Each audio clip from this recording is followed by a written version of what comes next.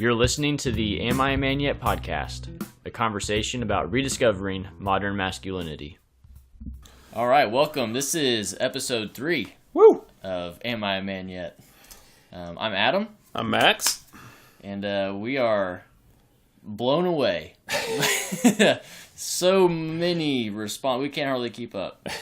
That's exaggeration, but we've, we had some good response last time from the last episode. Yeah, I would say lots of good feedback. Some of it, social media, let us know. And I had a lot of just like text messages or like verbal face-to-face conversations of people, letting me know that they listened and they enjoyed it, and they're excited to hear people talking about this. So just all around a lot of positive vibes so far, which that's good, since it's mostly our friends and family that are listening. It's good to have their support first. Right. That's what we want. If they don't like us, no one else will, for sure. Yeah. But it's been good. We've had a good response, good support from friends. But even there's been a few of you that have chimed in, just interacting with us on social media and kind of giving us some good, some direction down the road. One of those is from Push the Narrative, which is also another podcast you guys should check out. Push the Narrative kind of gave us some good feedback on Instagram. One of my buddies, Austin Hay, gave us a response to one of the episodes and kind of gave us some good thoughts and insight. He's also a dad of 3 girls, 2 of them being twins, and so he's got a thing or two to say. Yeah, for sure, I'm sure. In this realm. Then also our friend Ross Holcomb also has given us some love on a few posts, just kind of supporting our podcast. So we really appreciate that. But I didn't realize this, that I actually did know who he was. He's an actor from Jane the Virgin, so it's a show on like the CW or something like that. It's probably not the CW, but we don't watch TV on TV anymore. It's all like streamed, so I don't really know what shows they come from or stations they come from. But his big thing, and he's really taken and used his platform.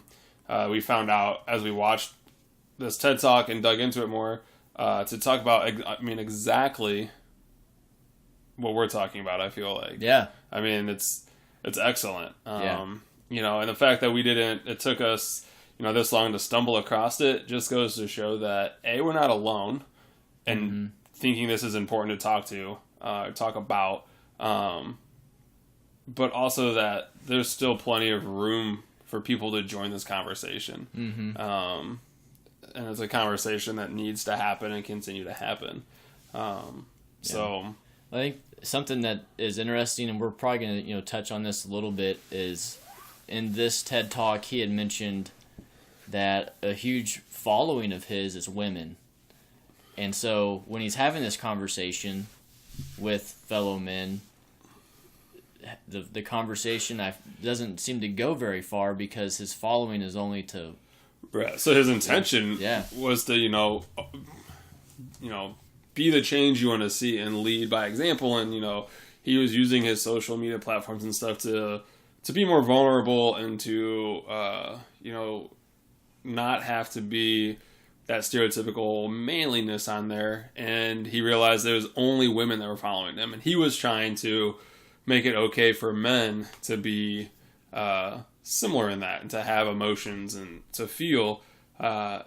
So it kind of backfired him a little bit. So he talks about, he does like a social experiment where he then just starts posting like his workout videos and that type of meal planning, just man things, right? Like, and so as soon as he does that, boom, like he starts getting men to follow him, and just an interesting, like just how easy he made it sound, how easy it was for him to get men to follow him, as long as he didn't talk about, something that is traditionally feminine. Yeah. Right? If it's muscles and lifting and eating and stuff like that, that's cool. Yeah. We can talk about that stuff together.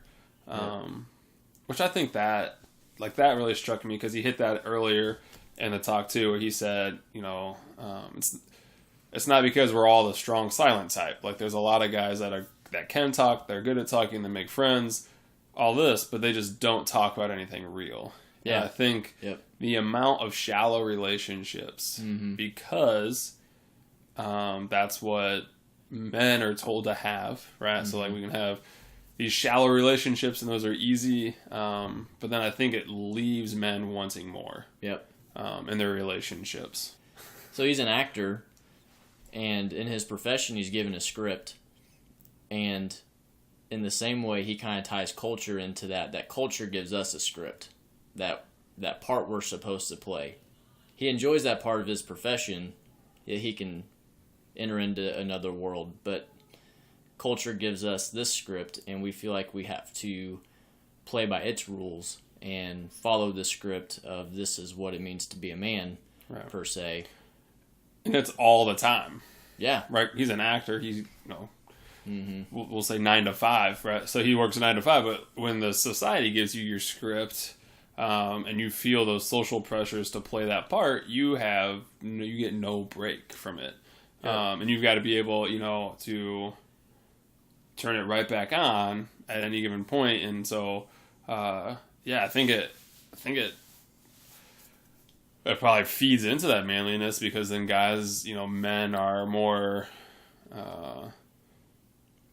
they're not going to talk as much, or they're going to be more, like, I'm going to say disgruntled, but it's because like they don't have like those deep relationships. They're acting all the time. They're pretending, or they're trying to guess what they need to do to stay manly, as opposed to just being themselves and reacting and acting the way that they feel most comfortable being.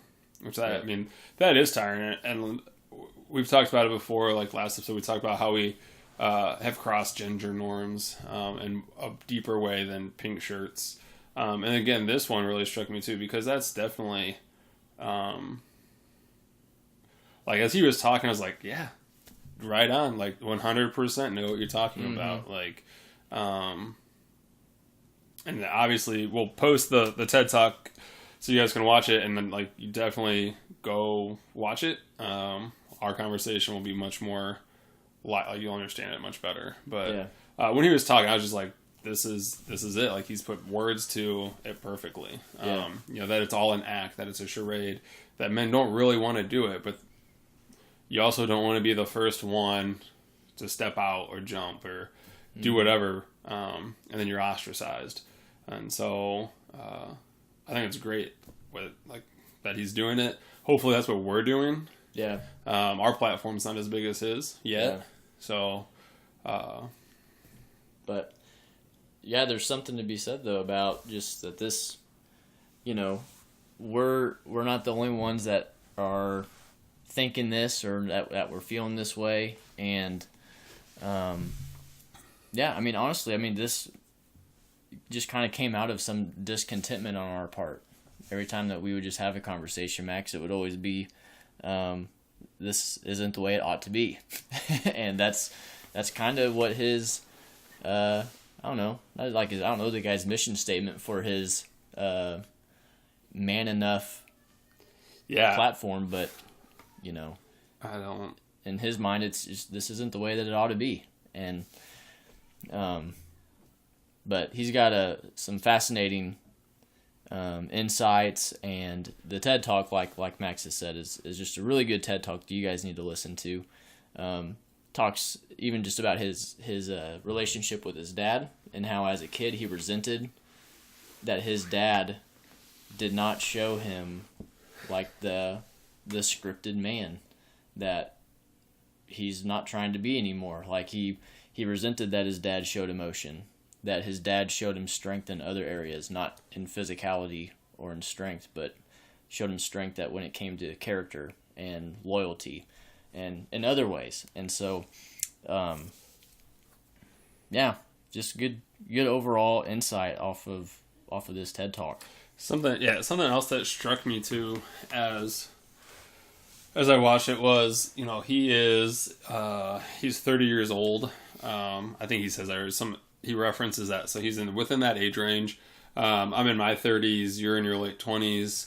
And so part of me wonders, like how, because to change this, it needs to change, or I gotta change the kids. And so, but I wonder if there's something, or like, it just made me think of how much more of a challenge it is.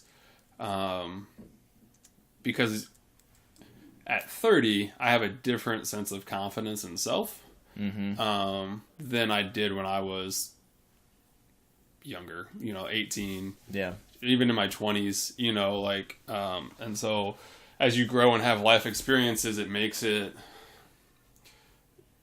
more confident in being insane and, doing these things. And so it made me think, like, what steps or what actions can we take to, we as a society, we as individuals, take to change that. And I don't know, when I think of it that way, it seems very daunting, like, oh my goodness. Like, because you still see like, we'll be hanging out with people, or you hear about it, and like, they don't want their boys to show emotion. They're like 5 years old. Yeah. You know what I mean? Like, they'll hug and they make fun of them for hugging someone, and you're like, they're 5. Like, that's how humans are. Humans are emotional, social beings, and we're gonna ostracize a 5-year-old for being human. And so it's, I don't know. Yeah. Yep. It seems like a very daunting task. Yeah. Yeah, it does. And even just through this just being more on the forefront of my mind, even just us having this conversation, kind of just thinking through this and what ways that I violate, some of the things that we're talking about, or just how I see this in myself. And I'm a youth pastor, so I even have students that, like, for instance, we were down in the student room, and my wife and I were playing ping pong, and a kid was watching us, and he saw that I was losing to my wife, and he even made the comment, like, Adam, you're losing to a girl. I'm like, yeah, but this girl's really good. like it shouldn't even matter, but it's, I noticed that differently than how I had in years past. Like, oh, he has the mindset that girls are weak or shouldn't be good at. Like, I should be better. Right. I should be superior in this level or this area of my life. Right. And ping pong, like, that makes no sense. Yeah, like, and it. Yeah. Not that being a man, like, guarantees that you're better, and, like, but yeah, that's so strange. I mean, I get it. Like, I get the kid, and, like, I understand that, and but it is funny that when you say it out loud, like, so because I'm a man, I'm just automatically better at ping pong. Yeah. Like, it's not, I mean, that was a moment too where I didn't, like, stop the game and say, all right, kid, we need to sit down and chat. But it was, I did say, without missing a beat though, yeah, but she's really good. Right. And it doesn't make me less than just because she's good. It wasn't a it was just a new opportunity than just to me trying to feel insecure about myself, but it was it was just a new opportunity to share that. Now, do you think that doesn't even matter? If you were the same age as that student, like, you were all 17 or however old, would you have felt like that same, like, yeah, but she's really good, or something like that? Or would it be...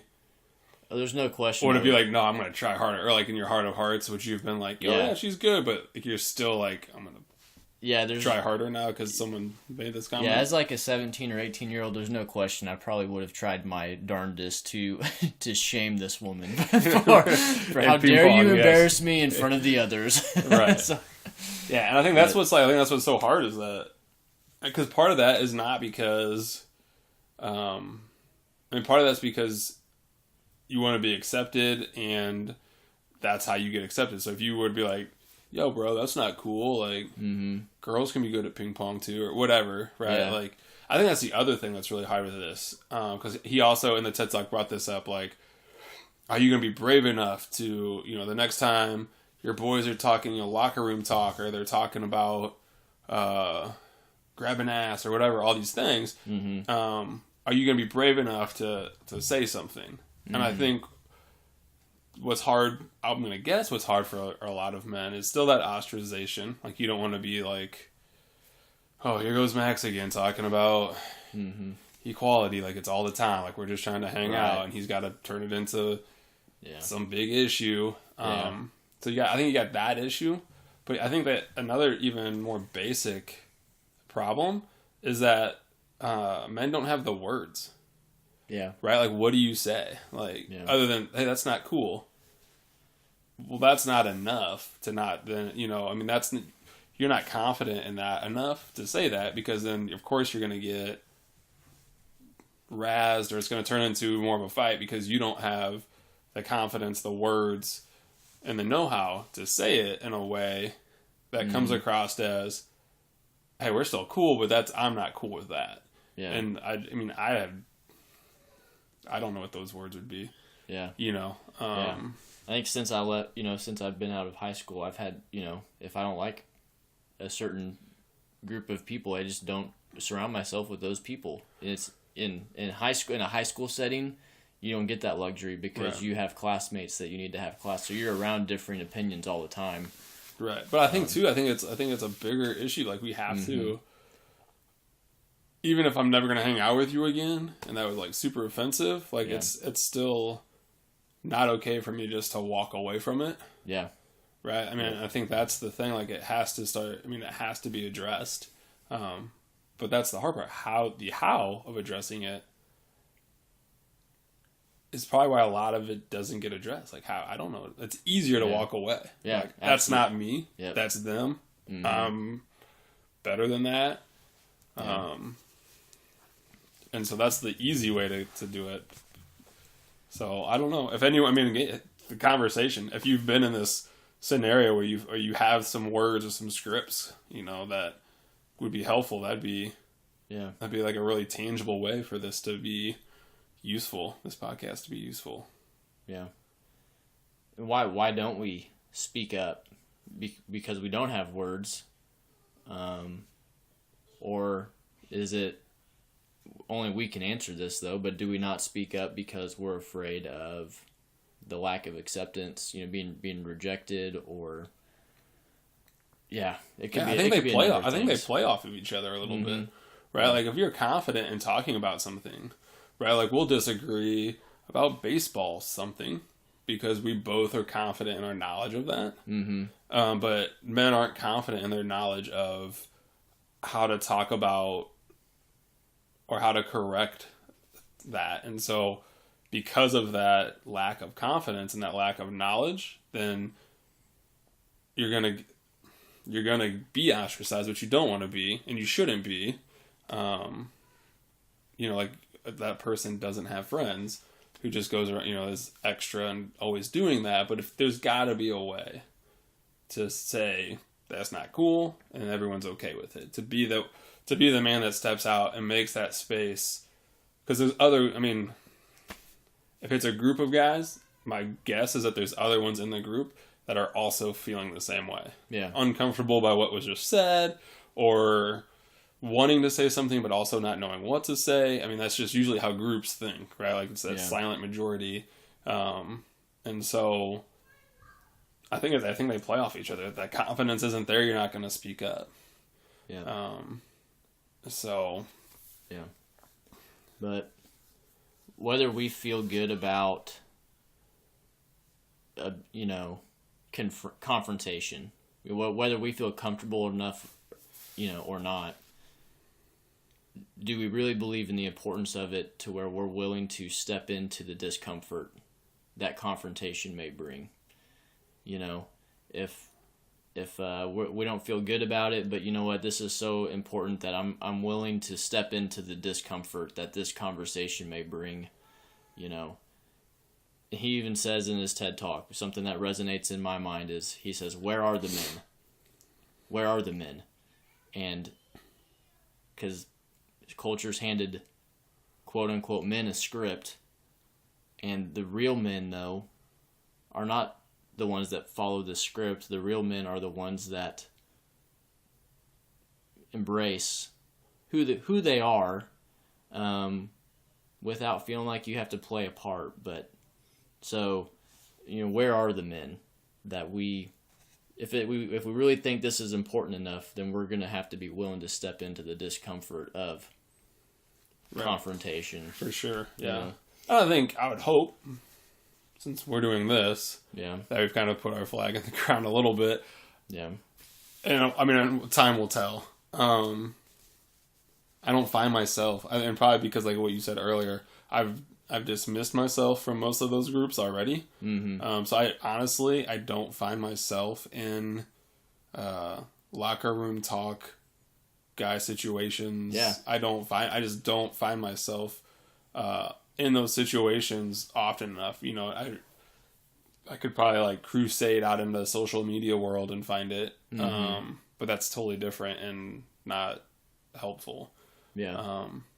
To just go find people that are talking that way and trying to change their mind on social media. Like that won't work. But yeah, but it's just wherever you are, right? Stand up for that, and it doesn't, not to be belligerent and argumentative wherever it is you go, but just stand up for what's right. Right. And clearly, if you're not alone, right? Like here's, like you and I were having similar thoughts and ideas, and we happened to run into each other and start this. Mm-hmm. Someone else and his group of friends completely disconnected from us, also had this idea. And then too, once you start digging into this, there's a lot of academics and people that are writing and talking about this. And I think obviously the TED Talk, he hits on the Me Too movement. I think that is changing society a lot. Or hopefully, we'll see. Bringing awareness to these issues. Hopefully know that you're not alone. Like in that group, you might be ostracized, but in that bigger picture, reach out. There's men that are happy and agree with you, and happy to agree with you and reinforce that you're right ideas. Yeah. Yeah. But we will, we'll link the TED Talk in the show notes, and don't just take our word for it. Like really, this podcast is longer than the TED Talk. It's 18 minutes. 18-minute video on YouTube, and excellent talk. And just really, just wanted to dig in on that. But we'll link it to the show notes, so really just take a look at it and find out for yourself. Yeah, and there's a ton in it. I mean, I feel like we probably missed so much in this little conversation. And we even talked about that before we started recording, that I feel like I'm going to have to like watch it again and then probably continue this podcast discussion through our social media and stuff, because there's just so many different like aspects that he hits that I don't know that we've really hit or that I've even fully processed yet. Yeah. And so definitely check it out and join us in the discussion. Yep. Thanks for joining us on this episode of Am I a Man Yet? Make sure to follow us on social media at Am I a Man Yet? And you can even email us at amiamanyet@gmail.com. Also, hit the subscribe button on this podcast and leave us a review on what you think of this podcast. Thanks so much. We'll see you next time.